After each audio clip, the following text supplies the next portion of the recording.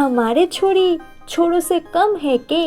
এই ডায়লগটা তো আমরা কম বেশি সকলেই শুনেছি, কিন্তু সেটিকে আরও একবার প্রমাণ করে দিল হরমনপ্রীত কৌর, আমাদের বিশ্বকাপের রানী। একটা সময় ছিল যখন লোকজন বলতো ক্রিকেট মেয়েদের খেলা নাকি, ক্রিকেট তো ছেলেদের খেলা।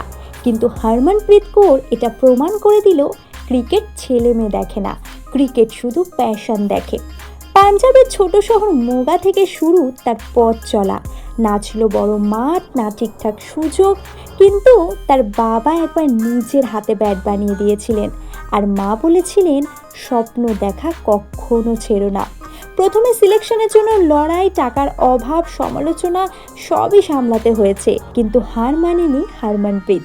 সে বলেছিল আমি ভারতের জন্য খেলবো, তাতে করে যতই বাধা আসুক না কেন।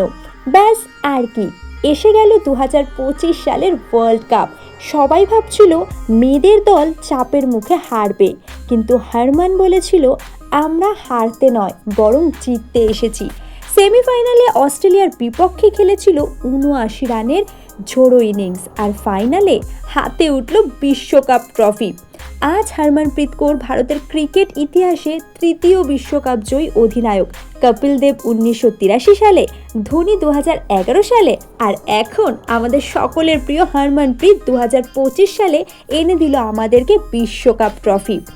যাকে একসময় অবহেলা করা হতো, আজ তাকে পুরো পৃথিবী স্যালুট করছে, কারণ সে প্রমাণ করেছে খেলোয়াড়দের না হয় কোনো জাত, না হয় কোনো ধর্ম, আর না হয় কোনো জেন্ডার।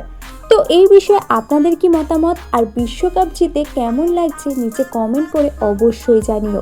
ভিডিওটা ভালো লাগলে ভিডিওটাকে লাইক, কমেন্ট, শেয়ার, আর হ্যাঁ, সাবস্ক্রাইব করতে একদম ভুলো না। হর হর মহাদেব।